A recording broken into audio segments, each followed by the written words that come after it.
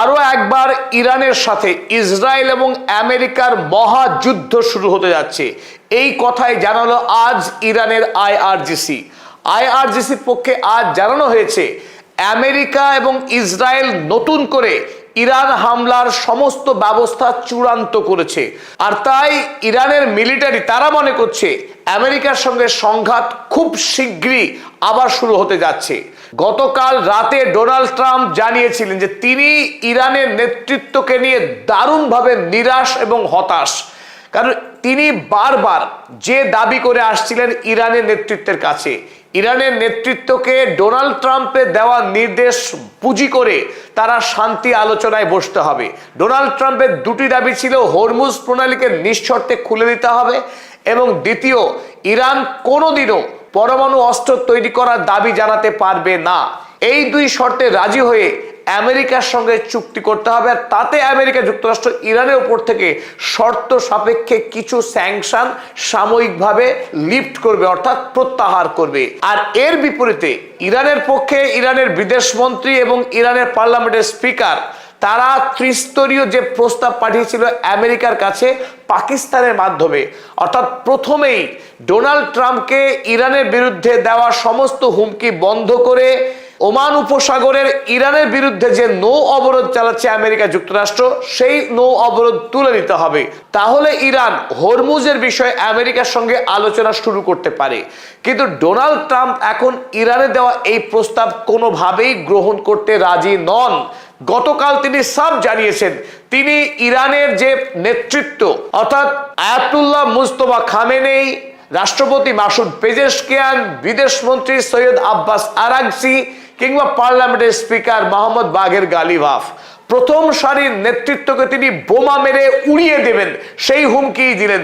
দেখুন সেই হুমকি, Trump considering option to blast the hell out of Iran. এখান থেকে স্পষ্ট ইঙ্গিত দিয়েছেন তিনি যুদ্ধ শুরু করে ইরানের নেতৃত্বদেরকে খুন করবার ভাবনা চিন্তা করছেন। আল জাজিরা কাগজে আরো ডিটেল লিখেছে, US president Donald Trump said he is not happy with the latest piece proposal from Iran.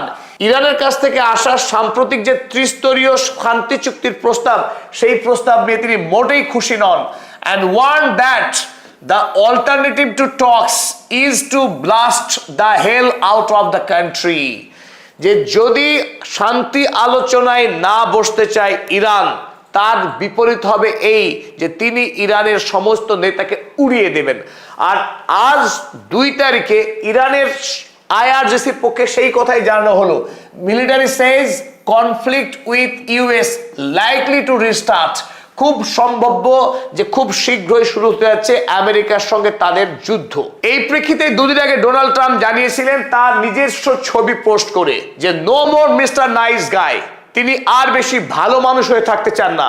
He wants to be bad guy with gun in hands. হাতে ভারী বন্দুক নিয়ে তিনি তার ছবি পোস্ট করেছেন আর চারিদিকে আগুন জ্বলছে।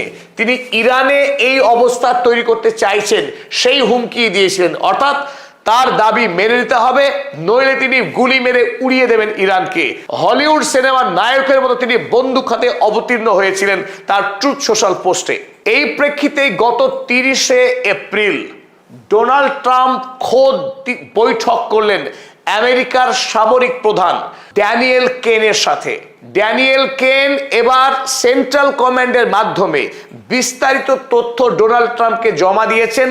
ইরানে কোন কোন জায়গায় আমেরিকা এবং ইসরায়েল মিলিতভাবে হামলা চালাতে পারে, হামলা চালিয়ে ইরানকে ধ্বংস করতে পারে, অর্থাৎ ইরানের কোন কোন টার্গেটগুলো সফট টার্গেট, যেগুলো ধ্বংস করলে ইরান বেকায়দায় পড়বে, আমেরিকার কাছে আত্মসমর্পণ করতে বাধ্য হবে, সেই বিষয়ে ডিটেল ব্রিফিং দিয়েছেন মিলিটারি হেড।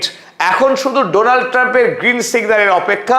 গ্রিন সিগন্যাল আসলেই আবারও আর একবার মহাযুদ্ধ শুরু হয়ে যেতে পারে ইরানে।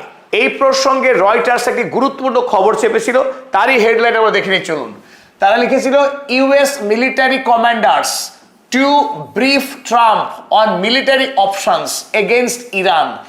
ইরানের বিরুদ্ধে আমেরিকা কি কি সামরিক পদক্ষেপ নিতে পারে সেই বিষয়ে আমেরিকার যারা সেনা প্রধান তারা ইতিমধ্যেই ডোনাল্ড ট্রাম্পকে বিস্তারিত তথ্য পরিবেশন করেছেন। আর এই একই বিষয়ে ফার্স্ট পোস্ট তারাও লিখেছে, Trump wants US may restart Iran war amid Hormuz blockade. Tehran vows response. Iran Hormuz প্রণালী ব্লকেড করে রাখার জন্য এদিকে